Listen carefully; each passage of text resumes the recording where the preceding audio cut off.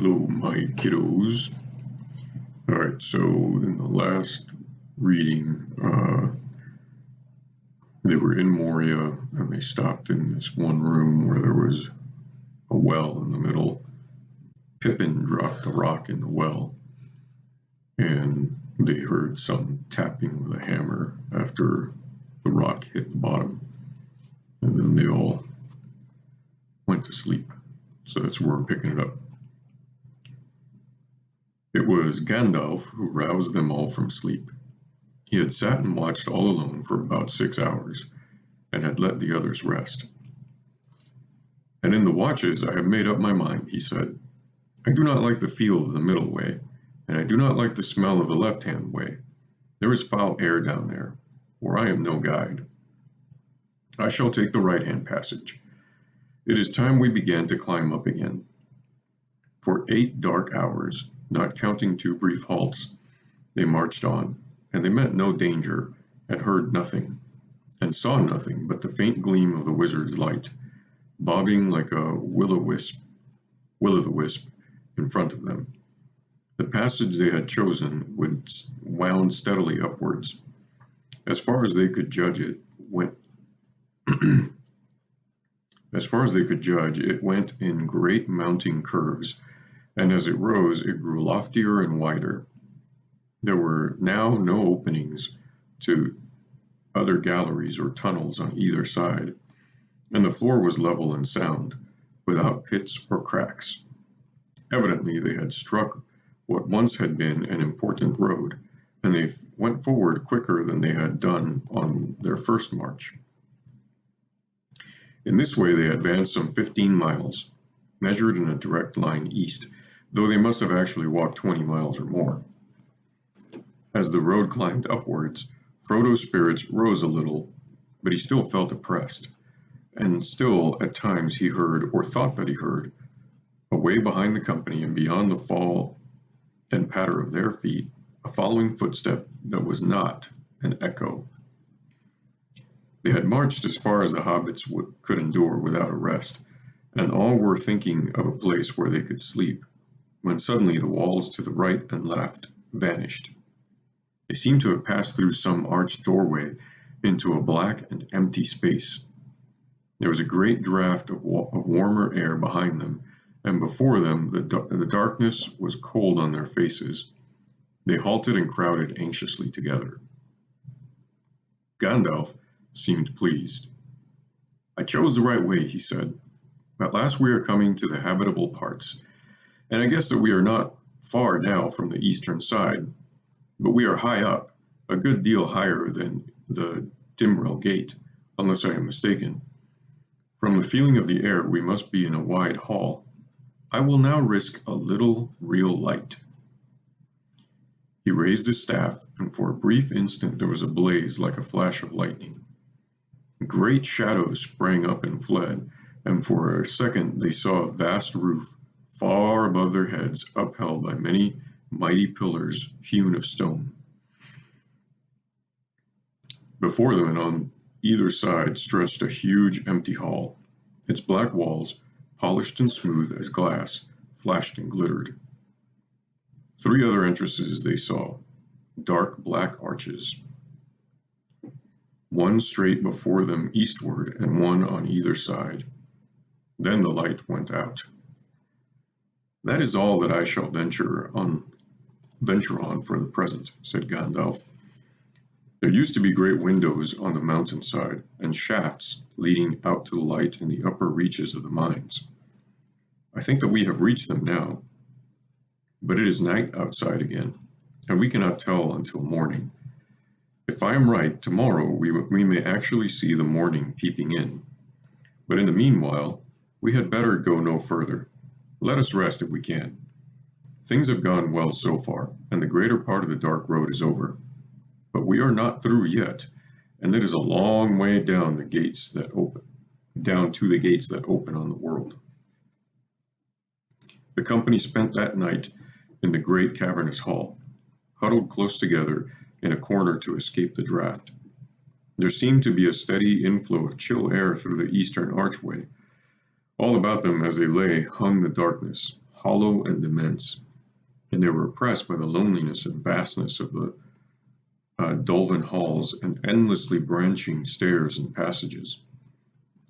The wildest imaginings that dark rumor had ever suggested to the hobbits fell altogether short of the actual dread and wonder of Moria. "There must have been a mighty crowd of dwarves here at one time," said Sam, "and every one of them busier than badgers for 500 years to make all this, and most in hard rock, too. What did they do it all for? They didn't live in these darksome holes, surely." "These are not holes," said Gimli. "This is the great realm and city of the Darodelf, and of old it was not darksome, but full of light and splendor, as is still remembered in our songs." He rose, and standing in the dark, he began to chant in a deep voice, while the echoes ran away into the roof. "The world was young, the mountains green, no stain yet on the moon was seen. No words were laid on stream or stone, when Durin woke and walked alone. He named the nameless hills and dells, he drank from yet untasted wells. He stooped and looked in Mirromere, and saw a crown of stars appear, as gem upon a silver thread, above the shadow of his head. The world was fair and mountains tall, in elder days before the fall of mighty kings in Nargothrond and Gondolin, who now beyond the western seas have passed away. The world was fair in Durin's day. A king he was on carven throne, in many pillared halls of stone, with golden roof and silver floor, and runes of power upon the door, the light of sun and star and moon in shining lamps of crystal hewn. Undimmed by cloud or shade of night, there shone forever fair and bright. There hammer on the anvil smote, there chisel clove and graver wrote. There forged was blade and bound was hilt, the delver mine the mason built. There beryl, pearl, and opal pale, and metal wrought like fish's mail. Buckler and corset, axe and sword, and shining spears were laid in hoard. Unwearied then where Durin spoke, beneath the mountains music woke. The harpers harped, the minstrels sang, and at the gates the trumpets rang. The world is gray, the mountains old, the forge's fire is ashen cold. No harp is rung, no hammer falls. The darkness dwells in Durin's halls. The shadow lies upon his tomb in Moria, in Khazad-dûm. But still the sunken stars appear, in dark and windless Mirromere. There lies his crown in water deep, till Durin wakes again from sleep." "I like that," said Sam. "I should like to learn it. In Moria, in Khazad-dûm, but it makes the darkness seem heavier thinking of all those lamps. Are there piles of jewels and gold lying about here still?" Gimli was silent. Having sung his song, he would say no more. "Piles of jewels," said Gandalf. "No, the orcs have often plundered Moria. There is nothing left in the upper halls, and since the dwarves fled, no one dares to seek the shafts and treasuries down in the deep places. They are drowned in water, or in a shadow of fear." "Then what do the dwarves want to come back for?" asked Sam. "For Mithril," answered Gandalf. "The wealth of Moria was not in gold and jewels, the toys of the dwarves, nor in iron, their servant. Such things they found here, it is true, especially iron, but they did not need to delve for them. All things that they desired they could obtain in traffic. For here alone in the world was found Moria silver, or true silver, as some have called it. Mithril is the elvish name. The dwarves have a name which they do not tell. Its worth was 10 times that of gold, and now it is beyond price, for little is left above the ground, and even the orcs dare not delve here for it. The lodes lead away north towards Caradhras, and down to darkness. The dwarves tell no tale, but even as Mithril was the foundation of their wealth, So also it was their destruction. They delved too greedily and too deep, and disturbed that from which they fled, Durin's bane. Of what they brought to the light the orcs have gathered nearly all, and given it in tribute to Sauron, who covets it. Mithril. All folk desired it. It could be beaten like copper and polished like glass, and the dwarves could make of it a metal, light and yet harder than tempered steel. Its beauty was like to that of common silver, but the beauty of Mithril did not tarnish or grow dim. The elves dearly loved it, and among many uses they made of it in Ithildin, Star Moon, which you saw upon the doors. Bilbo had a corselet of mithril rings that Thorin gave him. I wonder what has become of it. Gathering dust still in Michael Delving, Matham House, I suppose. What? Cried Gimli, startled out of his silence. A corselet of Moria silver? That was a kingly gift. Yes, said Gandalf. I never told him, but its worth was greater than the value of the whole Shire and everything in it. Frodo said nothing, because remember, kiddos, Frodo was wearing that mithril shirt.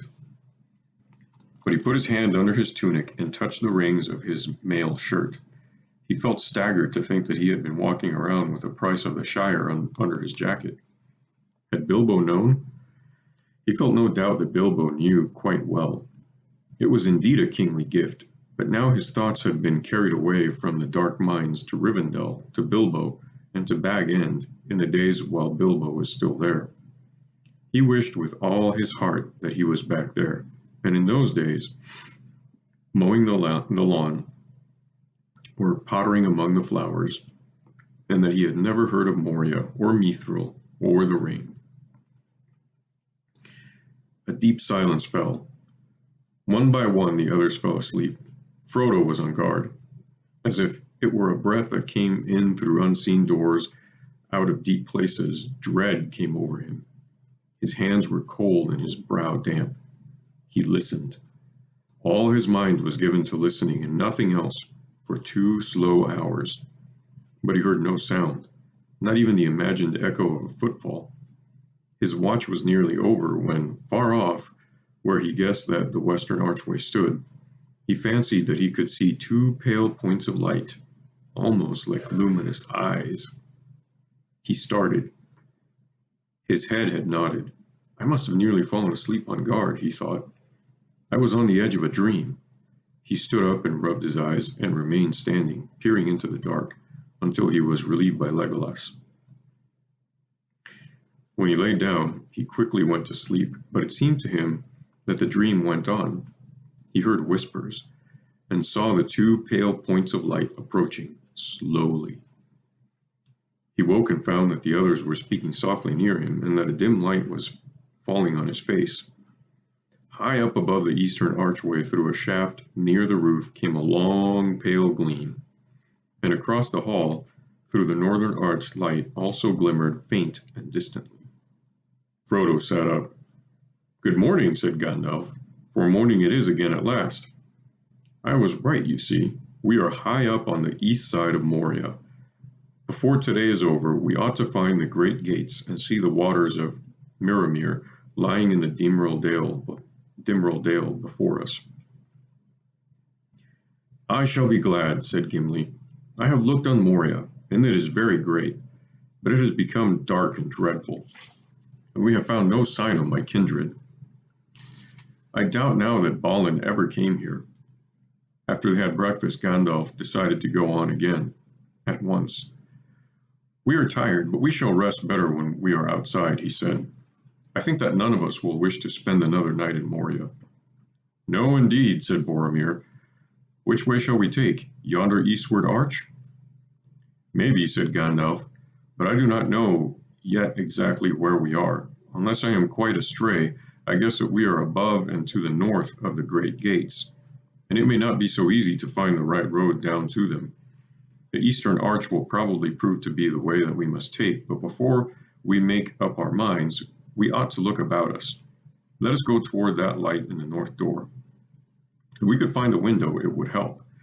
but I fear that the light comes only down deep shafts." Following his lead, the company passed under the northern arch. They found themselves in a wide corridor. As they went along it, the glimmer grew stronger, and they saw that it came through a doorway on their right. It was high and flat-topped, and the stone door was still upon its hinges, standing half open. Beyond it was a large square chamber.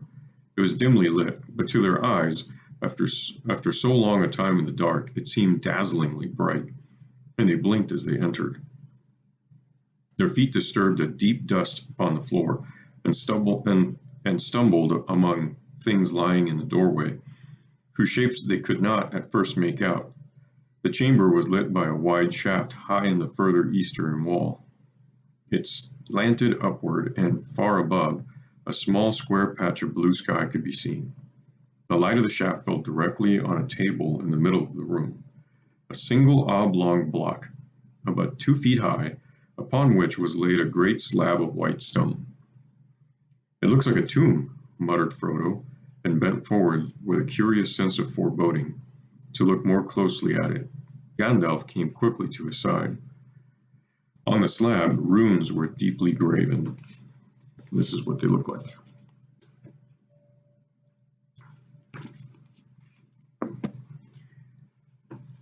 "These are Daeron's runes, such as were used of old in Moria," said Gandalf.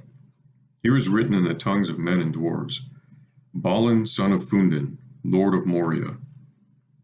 "He is dead then," said Frodo. "I feared it was so."